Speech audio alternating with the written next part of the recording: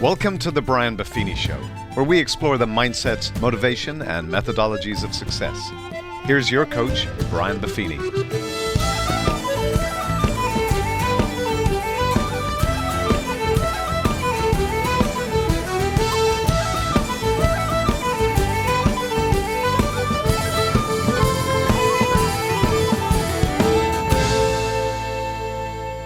Well, the top of the morning to you, and welcome to today's podcast. Today's episode is entitled Having 2020 Vision. It's about getting a little perspective, and I want to give that to you today, and hopefully you'll take the time to do it for yourself.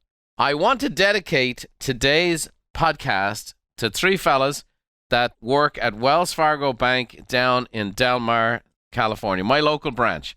And I got to say this, I walk in there, and every time I walk in, it's got a real neat floor plan. It's right next to where the Del Mar racetrack is. And so they have some old cool stuff and saddles and stirrups and things jockeys have worn and whatever else.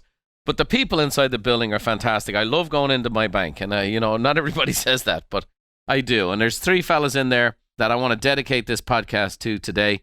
Anthony Juarez, Donovan Turner, and David Uhas himself. And so these fellas, they're great to deal with. They do a great job. And I was doing a little business, sending a wire transfer in there, and the lads were coming around talking to me, and they just got into the conversation of how much they enjoy the podcast and how they're all listening to the podcast, and they have other people in their organization listening to the podcast and just keep doing it. And let this be a word of encouragement for all of you. You never know who needs a word of encouragement. And it turned out, without me knowing it, I needed a good word that day. I do this podcast. We built this big studio. I have a staff of people. We have our announcer, David Lally, producer, Danny Iverson, we have Murph, the intern, we have all the staff that go into working the website and all that stuff. We invested a lot of money to put this together. We don't make any money with this podcast, don't really sell anything on it, don't have any advertisers, just doing it because we wanted to provide value and impact and improve the lives of people. And sometimes you're wondering, are you just whistling Dixie? Are you just putting stuff out there and wasting your time? And obviously we know there's huge number of people listening to this every month. But these three fellas came up and just gave me a word of encouragement of how much they enjoy the podcast, and maybe they spoke a word of encouragement on your behalf to me, and I passed it on to the staff, and it made my day, it made all of our days, and just to keep on doing good. Never grow weary in doing good. That's what the good book says. Well, today we're going to talk about having 2020 vision, and I'm the guy that said throughout 2020, no matter what the year is, it's always a good year. It's always a good day. Any day you wake up is a good day. It doesn't mean it's a great day. It doesn't mean tragedy, difficulty, setbacks, discouragement, heartache hasn't happened. But any day you're above ground on terra firma is a good day, and it can be a good life. And with all that said, and the value that's there to be had in each and every day, an awful lot of people will be happy, as my grandmother would say, to see the back of this year. I believe this New Year's Eve celebration, even though it might be a little bit confined, it won't be out in Times Square and with millions of people out on the streets, but I do think a lot of people are going to be inwardly very happy to see the end of this year and looking forward to the next.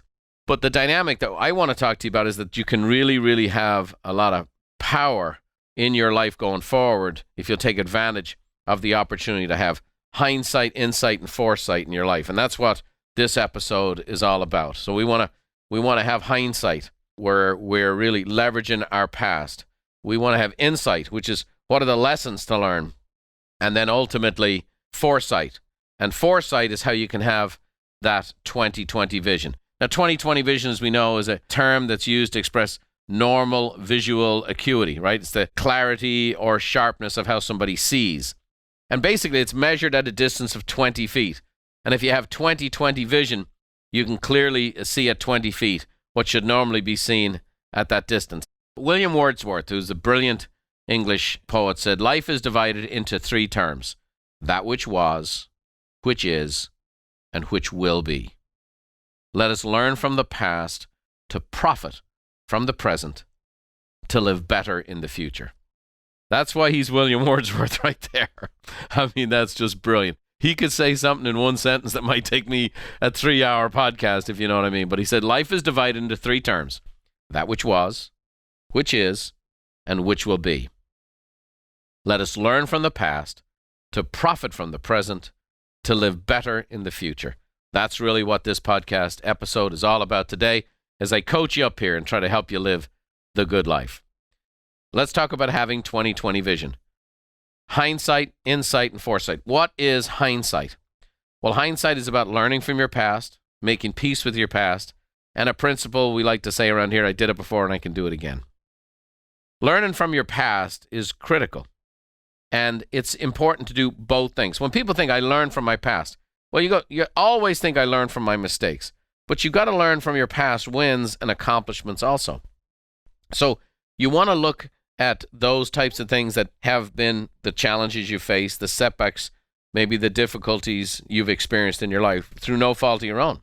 But you've also got to remember those past wins and accomplishments, because ultimately you have to look back to see forward. You have to look back to see forward. If you want to have 20/20 vision, you have to look back to see forward. I'm going to walk you through that.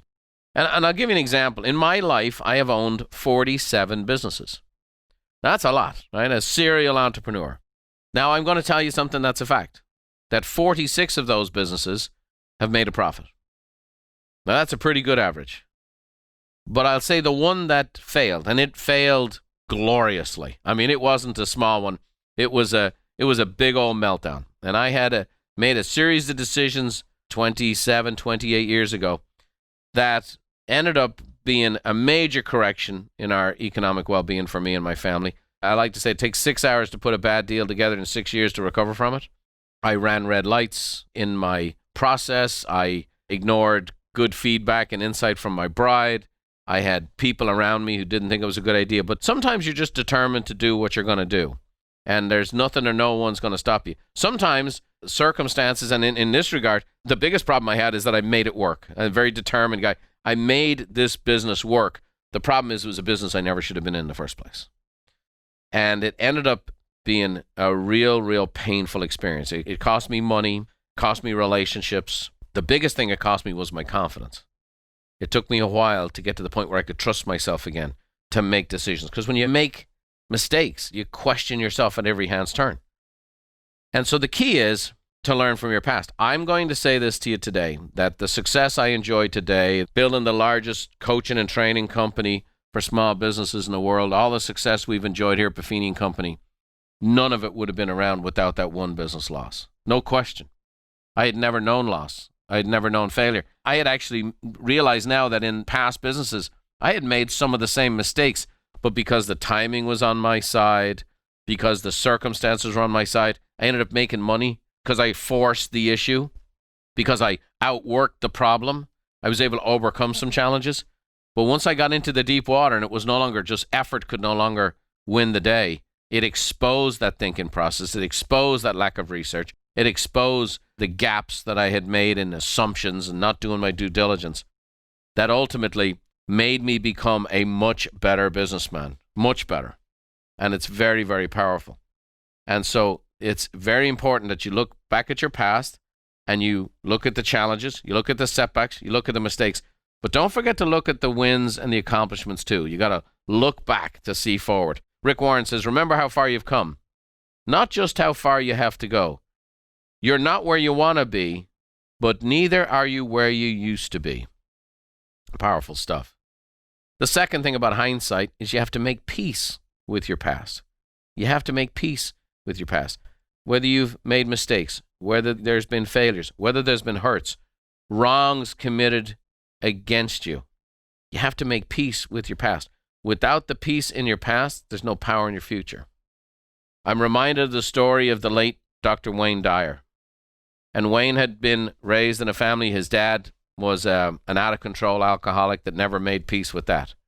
And he and his mom were living hand-to-mouth for years and years and years. And his dad would show up in his life periodically, connect again with his mom for short periods of time, empty their bank account, and take off again. And he had a lot of resentment. He had a lot of bitterness towards his father. Finally, he heard that his father had passed away. And he hadn't had contact with his father for years and years and years.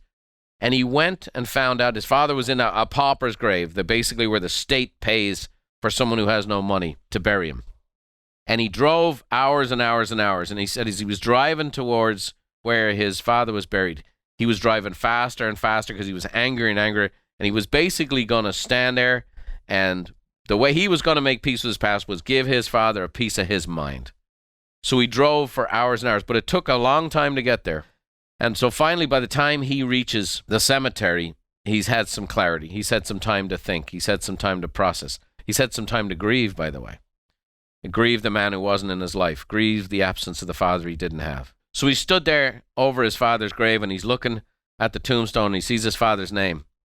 And instead of kind of letting it rip, he decided just to thank his father.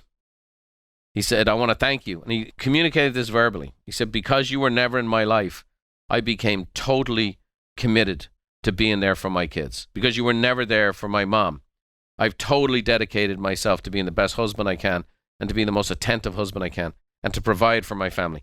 And he went on to talk about the shaping influence that his father had as a result of all his father's failures, how it actually shaped him to go in a different direction.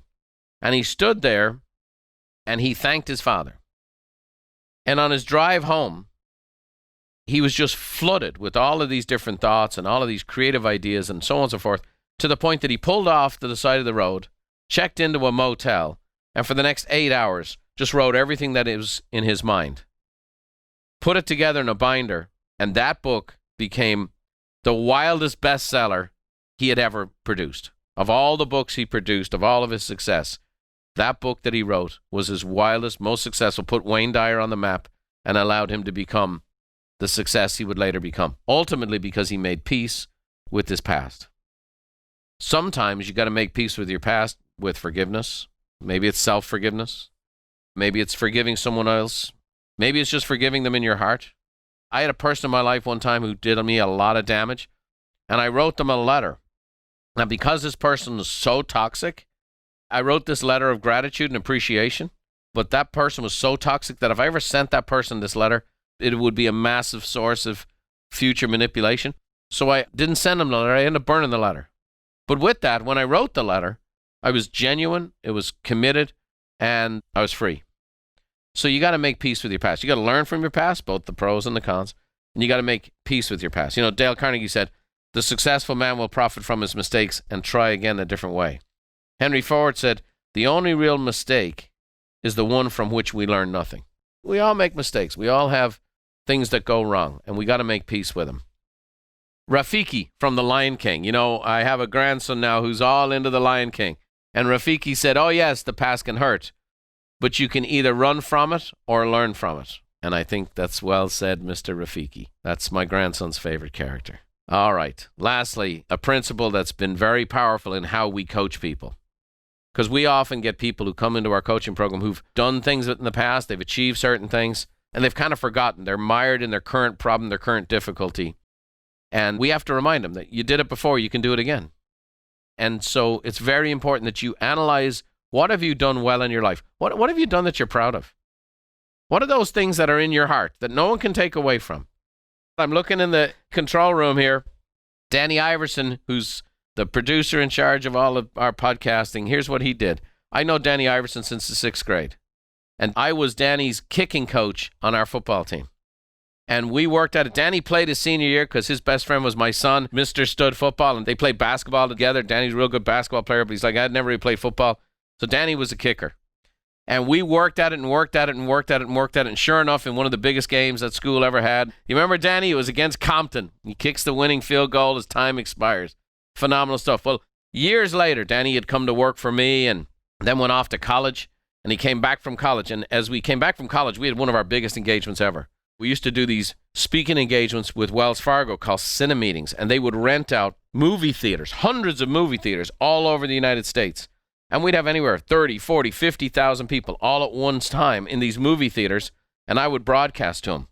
And so here we were in this famous theater in downtown Chicago. We got Coach Lou Holtz, a bunch of famous speakers are there. There is ceilings to floor of TV screens and camera and all this equipment. Danny had just come back from college, and this was his first gig. He was switching the show for me. And I turned to him and I said, how you doing, kid? And he looked at me and he said, just like kicking a field goal. And so we both had this great experience, that moment together that we shared, because he knew in his heart he had this win from when he was a senior in high school. And years later, in a high-pressure situation, I did it before, I can do it again. We've all had that. Sometimes we've just forgotten. We had a woman come to our event years ago, and boy, she just looked like she had it all together. Butter wouldn't melt in her mouth. Just very, very classy, gracious woman. She looked like she should be a senator type person. Well, at the end of the seminar, there's a receiving line. I'm signing books and saying hello and one of us. And I can tell she's kind of standing off to the side. And she waits till every single person leaves. It was several hours of a meet and greet. So she walks over to me, and typically, I've had this experience before. Someone really wants to share something heartfelt. She walks over to me. I say, how are you doing? She just comes apart at the seams. And I had been watching this lady for 2 days in the front row of the conference. I'm thinking, this gal looks like she should be teaching this conference. And she just basically said she'd been married for 24 years. Her husband had been unfaithful to her. He took off. He emptied their bank account. And now here she was for the first time in years having to re-enter the workforce. She got a real estate license. And she told me about her family and her kids. And all her kids had gone on to become successful and so on and so forth. And she said, I can't do anything. I don't know how to do anything. I can't remember when I ever did anything. And I started asking her about her family, and it turns out she'd raised these great kids, and one of them was a lawyer, and one of them was a doctor, and the lawyer had said, hey, Mom, I want you to come and live with me and my family, and this and that and the other. And I said, you have done the hardest job that's ever been done in humankind, which is raising a great family. It's the hardest job in the world, the most thankless job in the world, most difficult job in the world. And here are your super successful kids who've gone on to live not only because of their jobs and whatever else, but they still have this great affection for each other and for you. And I'm asking her all these questions about her family, and I'm just enamored with this family. She's built such a relationship with them. They're like, hey, come and live with me, or come and be on the same street as me, or come and stay in my house as adults.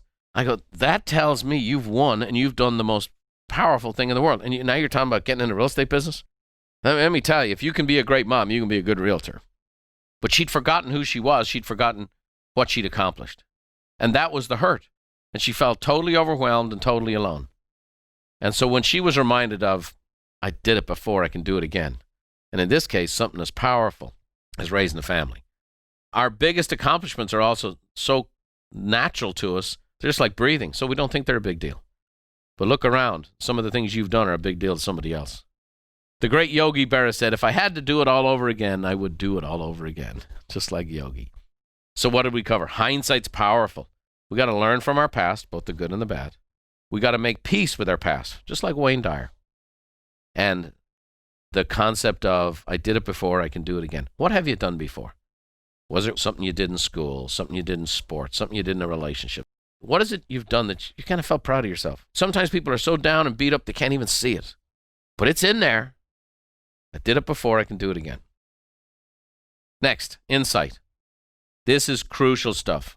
Insight is a big part of having vision for your future. So first thing we want to know is, what are your patterns? Next, we want to know, how do we act under pressure? And then, knowing what you know now, what would you do differently? So let's talk about it. What are your patterns? Now, we have to understand this. You know, we have a natural inclination called homeostasis, and I've covered this in past episodes. Just to go back to the familiar, to go back to our comfort zone, to go back to what we know. What is your pattern when you're under pressure? People who like control tend to become more controlling. People who are prone to flight tend to fly faster and quicker. What are your patterns? It's very, very important that you learn to understand your patterns and therefore manage your patterns. And we'll talk about this in a second. So what is familiar for you? A great quote. All my favorite quotes are always anonymous, but it says, pay attention to your patterns. The way you learn to survive may not be the ways you want to continue to live. So this might be a pattern that helps you survive, but it might not be how you want to live. Is your pattern run and hide? Is your pattern get it all off your chest, blast everybody, and then you're fine, but everyone else is sideways? What are your patterns?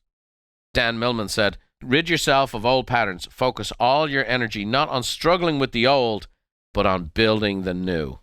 Powerful stuff. What are your patterns?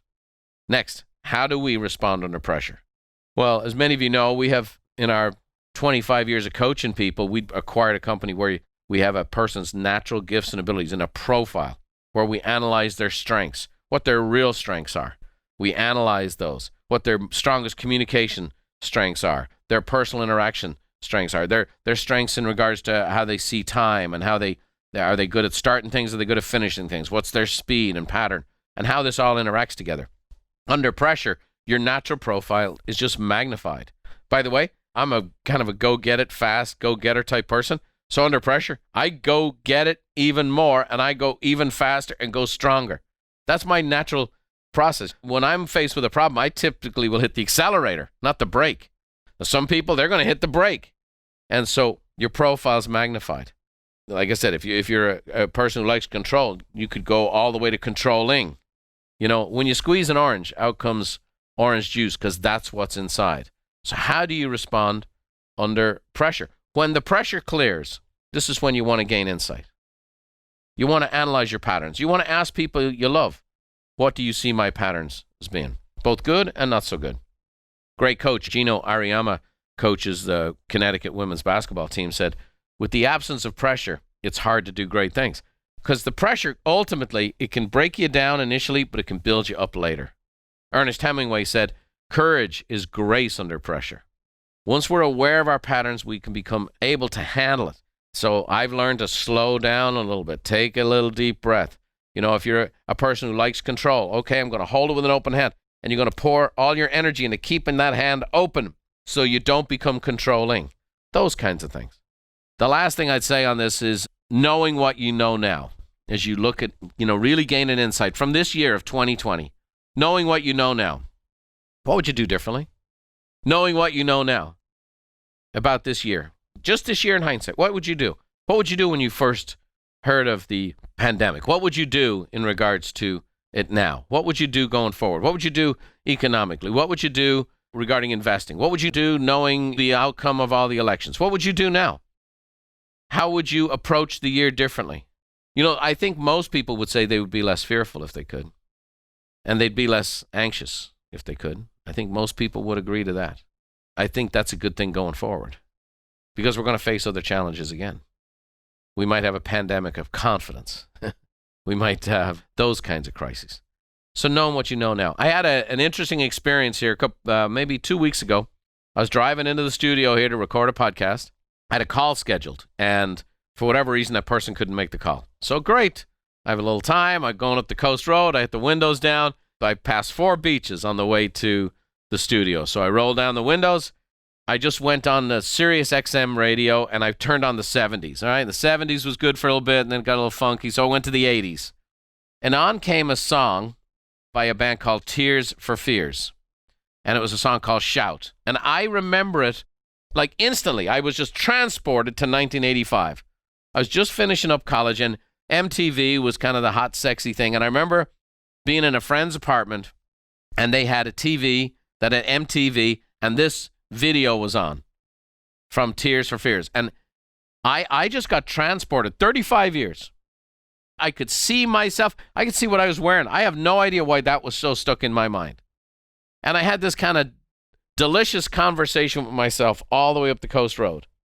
And the question I asked myself out loud is, Brian, what would you tell that 18-year-old kid? What would you tell him? If you could, what would you tell him? What would you do differently, knowing what you know now? It was a very interesting conversation with myself. And one of the reasons why is I'm a guy who tends to beat himself up over his mistakes. I hate making mistakes. I don't like it. I don't like making U-turns. I don't like do-overs. I really wouldn't have even told myself to avoid some of the challenges. That business venture that I talked about that went sideways, I wouldn't tell that young fella to avoid that business venture because I learned so much from it. The biggest advice I'd say, make sure you marry Beverly. That was one of them.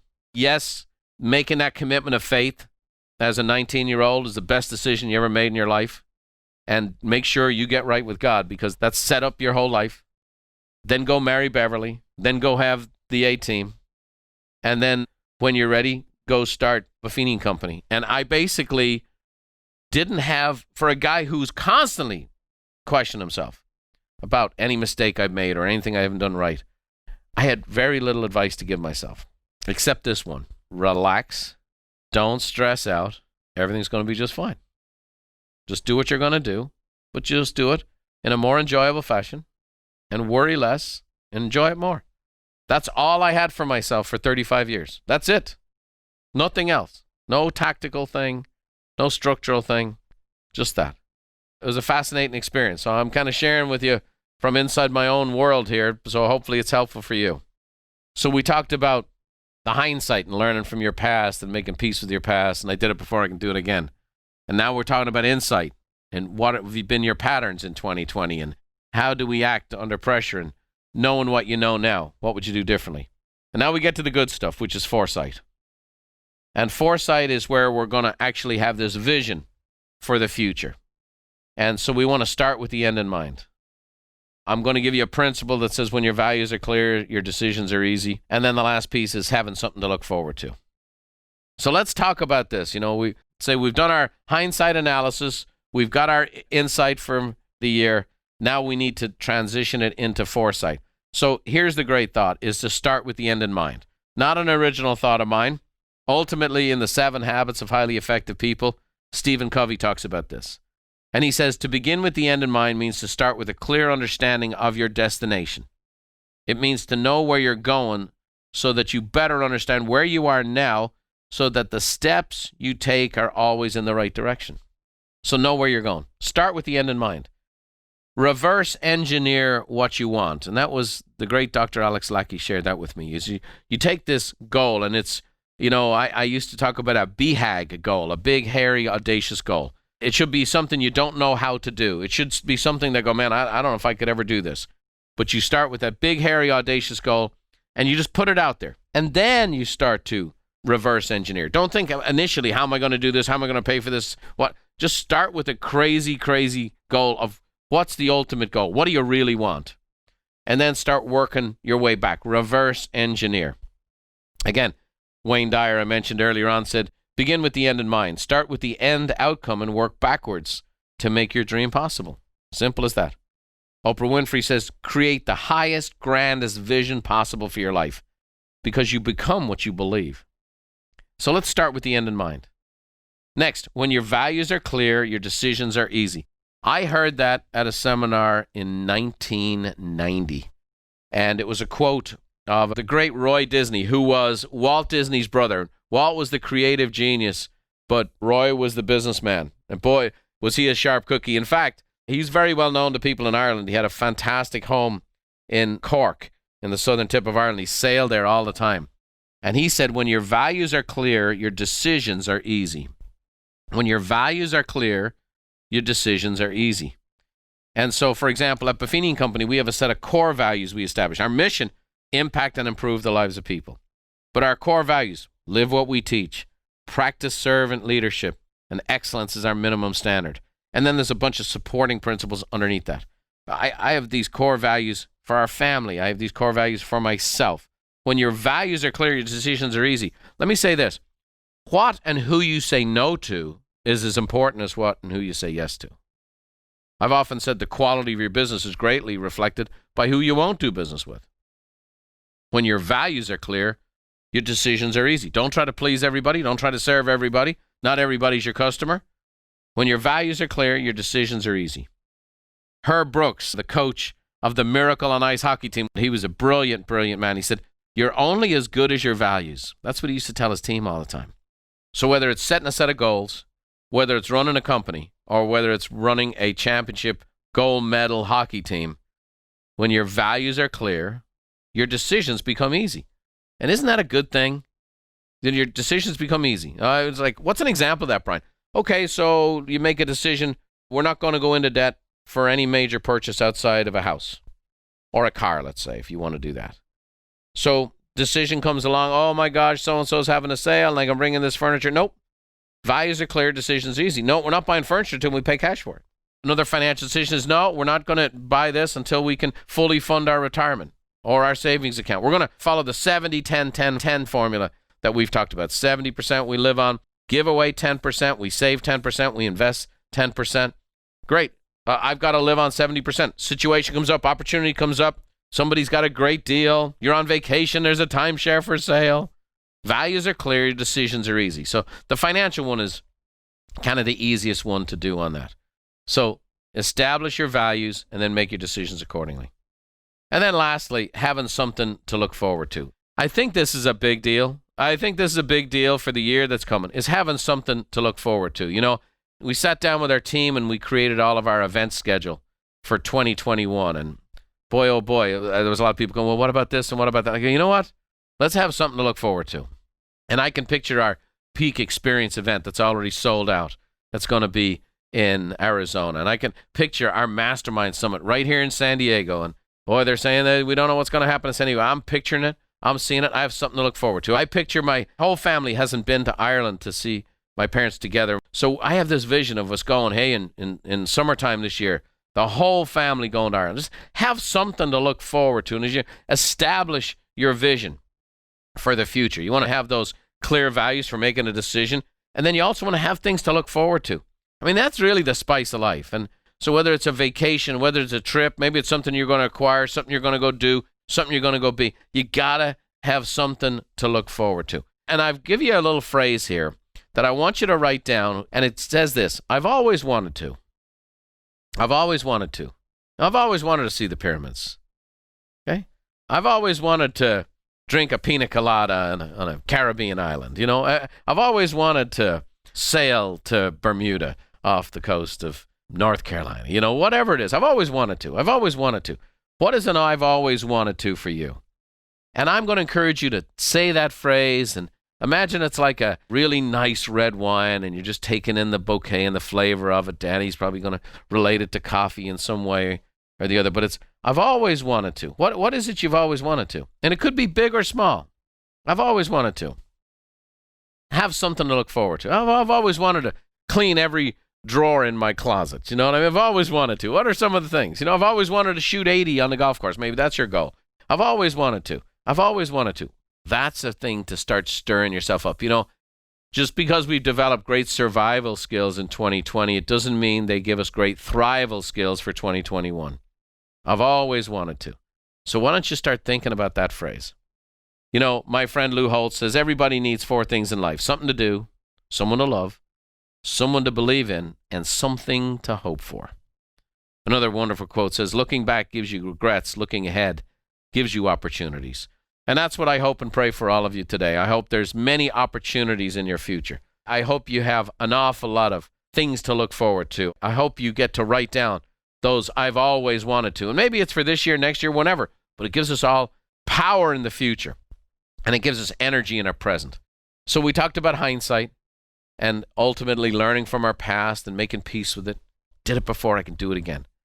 We talked about insight, where you analyze your patterns and how do we act under pressure. Knowing what you know now, what advice would you give to your younger self?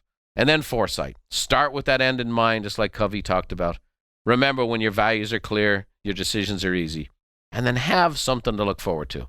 For me, I look forward to being in the studio with you guys on a regular basis. I look forward to providing you with the best information, the best content, the best interviews, just a good word of encouragement. Whether it be 3 guys in a bank down in Del Mar or wherever you may be, I hope the best is yet to come for you, and I hope you find yourself in the future having yourself just a high old time. I pray that you'll have a fantastic 2021, and that when we put 2020 in the rearview mirror, there'll be things we are glad are over, but there's things that we learned a lot from, and they made it a good life, if not even a great one. So thanks for joining me today, and bless you all. And to finish up today, I'm going to give you a little Irish blessing from my mom, who's been blessing me and helping me have a vision for my life for a long, long time. So I'll hand it over to you, Therese, and I'll see you guys next time. May the road rise up to meet you, and may the wind always be at your back. May the rain fall soft upon your fields, and the sun shine warm upon your face. And until we meet again, may God hold you in the hollow of his hand. See you next time.